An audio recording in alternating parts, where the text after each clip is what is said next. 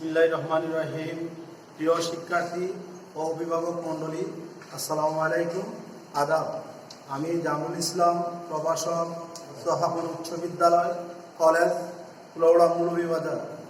আজ আমি একাদশ ও দ্বাদশ শ্রেণী ইসলামের ইতিহাস বিষয়ে প্রথম অধ্যায়ের 2-3টি বিষয় নিয়ে আলোচনা করব। যারা শিক্ষার্থী আছো, একটু মনোযোগ সহকারে আমার ক্লাসটি বোঝার চেষ্টা করবা ইনশাআল্লাহ। এখন আমি তোমাদের নিয়ে যাব মূল বিষয়ে ইসলামের ইতিহাস ও সংস্কৃতি, প্রথম অধ্যায় পার্ট 6 বিষয় মিশরীয় সভ্যতা। শিক্ষার্থী একটু মনোযোগী হবে। প্রথমে আমরা জানব সভ্যতা কি। সভ্যতা মানব ইতিহাসের বিভিন্ন পর্যায়ে মানুষের চিন্তা, চেতনা, আচার আচরণ, কার্যাবলী বিকশিত হয়ে যে সমষ্টিক রূপ নেয় তাকে সভ্যতা বলে। শিক্ষার্থীরা অবশ্যই জানছো সভ্যতা কি। এখন মিশরের সভ্যতা সম্পর্কে আমরা আলোচনা করব। প্রাচীন মিশরের ভৌগোলিক অবস্থান। প্রাচীন সভ্যতার ভিত্তিভূমি হিসাবে বিকশিত হয়ে আসছে। মিশরের অবস্থান আফ্রিকা মহাদেশের উত্তর পূর্ব দিকে অবস্থিত। দেশটির উত্তরে রয়েছে ভূমধ্যসাগর, দক্ষিণে রয়েছে বর্তমান সুদান রাষ্ট্র, পূর্বে রয়েছে লোহিত সাগর, আরব মরুভূমি, পশ্চিমে রয়েছে বর্তমান লিবিয়া রাষ্ট্রটি। নীল নদকে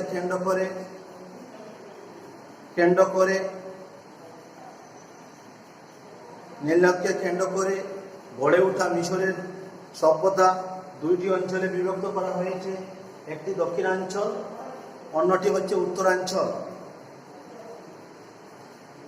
এশিয়া, ইউরোপ, আফ্রিকা এই 3টি মহাদেশের সংযোগস্থলে অবস্থিত ভূমধ্যসাগর অবস্থিত হয় মিশরের ভৌগোলিক অবস্থান অত্যন্ত গুরুত্বপূর্ণ ভূমিকা পালন করেছে। এখানে রয়েছে মিশরীয় সভ্যতা বিকাশ ও নীল নদের অবদান।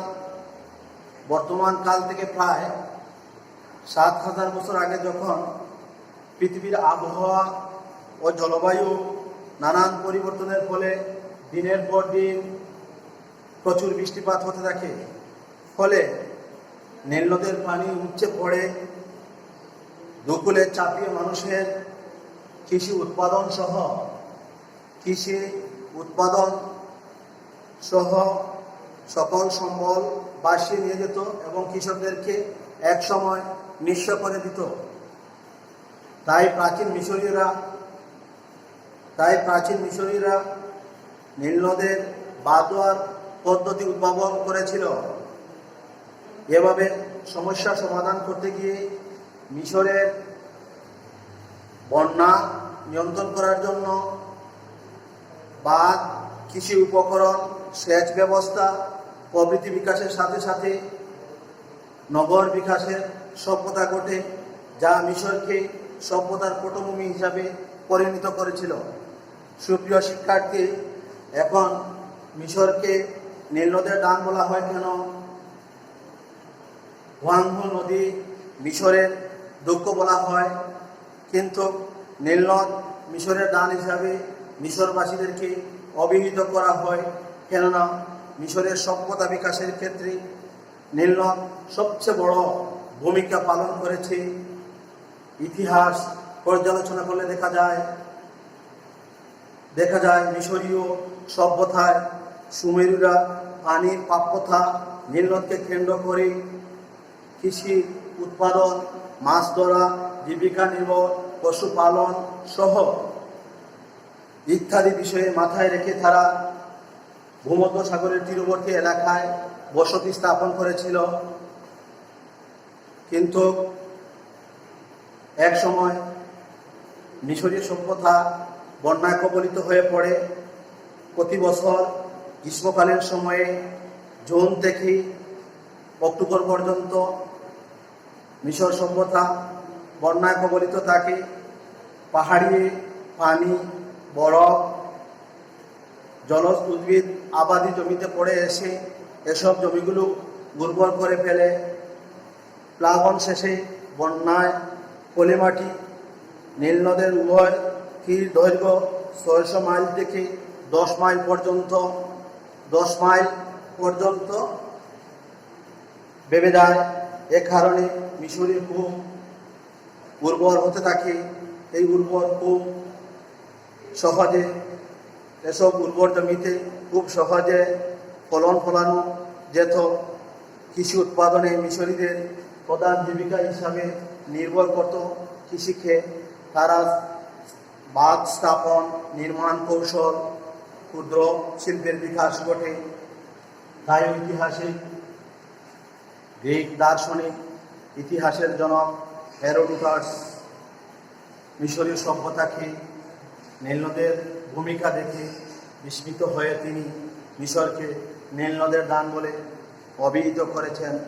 সুপ্রিয় শিক্ষার্থী, তোমরা মনোযোগী হও।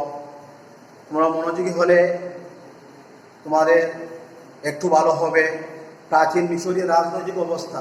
এখন প্রাচীন মিশরীয় রাজনৈতিক অবস্থা সম্পর্কে আলোচনা করব। ঐতিহাসিক বর্ণনা অনুসারে আনুমানিক খ্রিস্টপূর্ব 5000 অবধি মিশরে সভ্যতার যাত্রা সূচনা হয়েছিল। কত খ্রিস্টাব্দে? আনুমানিক 5000 অবধি মিশরীয় সভ্যতার যাত্রাটি শুরু হয়েছিল। ইউরোপিয়ান, এশিয়ান, সেমেটিক, আফ্রিকান রাজাদের মিশ্রণে রাজনৈতিক ইতিহাসের অধ্যায় আলোকোজ্জ্বল ঘটনা ছিল। এখানে প্রাচীন মিশরীয় সভ্যতাকে কয়েকটি অংশে ভাগ করা হয়েছিল। প্রাক রাজবংশীয় যুগ, প্রাচীন রাজবংশীয় যুগ, সামন্ত যুগ, মধ্য রাজবংশীয় যুগ এবং বৈদেশিক হিজদের যুগ এবং সাম্রাজ্য যুগ। প্রাক রাজবংশীয় যুগ বলতে কি বোঝায়? প্রাক রাজবংশীয় যুগ 5000 থেকে 3200 অধ্যায় পর্যন্ত প্রাচীন মিশরীয় যুগে ছোট ছোট প্রায় 40টি রাষ্ট্রে বিভক্ত হয়েছিল। এই নগরাষ্ট্রগুলো আবার নোম রাজ্যে পরিচিত ছিল। এক সময় স্থল কনফেডারেশন থাকলে নগরাষ্ট্রে সংঘবদ্ধ ছিল না। তিনি মিশরের প্রথম রাজা ছিলেন ফারাহ শাসক। পবিত্র কুরআনে এই ফারাওকে ফেরাউন নামে অভিহিত করা হয়েছিল। সুপ্রিয় শিক্ষার্থী, ঐক্যবদ্ধ মিশর 800 বৎসর শাসন ব্যবস্থা টিকেছিল। আবার এই শাসন ব্যবস্থা কিছুদিন পরে বিভক্তি হতে শুরু করে। এই যুগে প্রথম মিশরীদের রাজধানী হেলিপোলিস ছিল। এই সময় মিশরের যেসব উন্নয়ন হতো, এসব উন্নয়নের মধ্যে রয়েছে লাঙ্গলের ব্যবহার, জাতীয় সেচ ব্যবস্থা, লিখন পদ্ধতি, পেপিরাস, খালি ব্যবহার প্রভৃতি ছিল। প্রাচীন রাজবংশীয়, এখন বলবো প্রাচীন রাজবংশীয় যুগ। প্রাচীন রাজবংশীয় যুগ 3200 থেকে 2300 অব্দের মধ্যে সূচনা লাভ করেছিল। রাজা মেনেস মিশরের রাজবংশীয় যুগের সূচনা করেছিলেন। তিনি উত্তর দক্ষিণ মিশরকে একত্রিত করে এই যুগের সূচনা করেছিলেন বলে তাকে রাজবংশীয় প্রতিষ্ঠাতা বলা হতো। মধ্য রাজবংশীয় যুগ 2100 অব্দ থেকে 1888 খ্রিস্টাব্দ পর্যন্ত। মধ্য রাজবংশীয় যুগের সূচনা হয় একাদশ রাজবংশের প্রতিষ্ঠার মাধ্যমে। এই বংশের শ্রেষ্ঠ রাজা ছিলেন নেব এপাটরা। তিনি দ্বন্দ্ব কলহ দূর করে গোটা মিশরকে তিনি একত্রিত হওয়ার চেষ্টা করেছিলেন। তবে সত্যিকার পুনরুদ্ধার নবজাগরণ শুরু করে দ্বাদশ রাজবংশের আমল থেকে যখন ক্ষমতা উচ্চ শিখরে আরোহণ করেন, তাই প্রাচীন মিশরের ইতিহাস দ্বাদশ রাজবংশের আমলকে স্বর্ণযুগ বলে অভিহিত করা হয়। সুপ্রিয় শিক্ষার্থী, এই প্রাচীন মিশরের ইতিহাসে দ্বাদশ রাজবংশকে স্বর্ণযুগ বলে আখ্যায়িত করা হয়েছিল। নতুন রাজবংশ ও সাম্রাজ্যের যুগ। বিদেশি শক্তির হাত থেকে মুক্তি লাভের জন্য খ্রিস্টপূর্ব সপ্তদশ শতকের শেষ দিকে উচ্চ মিশরের জনগোষ্ঠীর শাসক মিলিত হয়ে হিক্সদের বিরুদ্ধে প্রতিরোধ গড়ে তোলেন। 1528 খ্রিস্টাব্দে মিশরীরা হিক্সদের বিতাড়িত করতে সক্ষম হয়। মধ্য দিয়ে শুরু হয় নতুন রাজবংশের যুগ, তা হল সাম্রাজ্যের যুগ। প্রথম আমস 1580 থেকে 1557 এর মাধ্যমে এই যুগের পরবর্তীকালে ফারাহতি রাজা তৃতীয়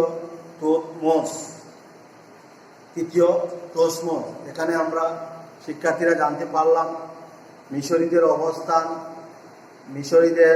অবস্থান, মিশরী সভ্যতা কি, মিশরীদের ভৌগোলিক অবস্থান, মিশরীদের সভ্যতার বিকাশ, মিশরীদেরকে কেন নীল নদের দান বলা হয় তাও জানলাম, এবং মিশরীদের রাজনৈতিক ইতিহাস সম্পর্কে আমরা জানলাম। প্রাচীন রাজবংশীয় যুগ সম্পর্কে জানলাম, প্রাচীন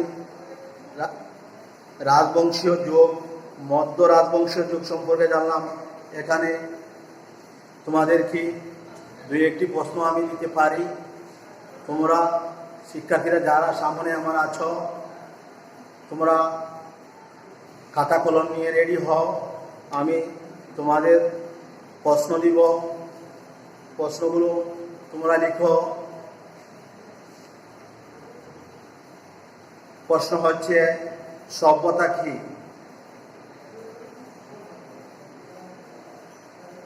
মিশর কোন মহাদেশে অবস্থিত?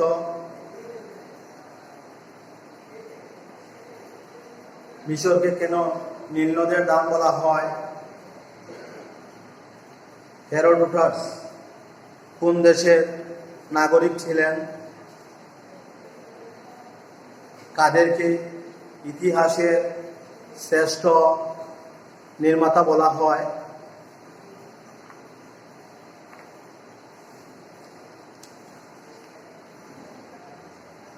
সুপ্রিয় শিক্ষার্থী, তোমাদের যে বিষয় নিয়ে আলোচনা করলাম তোমরা অবশ্যই জানো। মিশরীয় সভ্যতা সম্পর্কে আলোচনা করলাম, মিশরীয় সভ্যতা সম্পর্কে কয়েকটি প্রশ্ন দিলাম। তোমরা বাসাতে এই সভ্যতা সম্পর্কে আরও বিস্তারিত আলোচনা করবা এবং বুঝতে পারবা। পরবর্তীতে আরও অন্য বিষয় নিয়ে আলোচনা করব।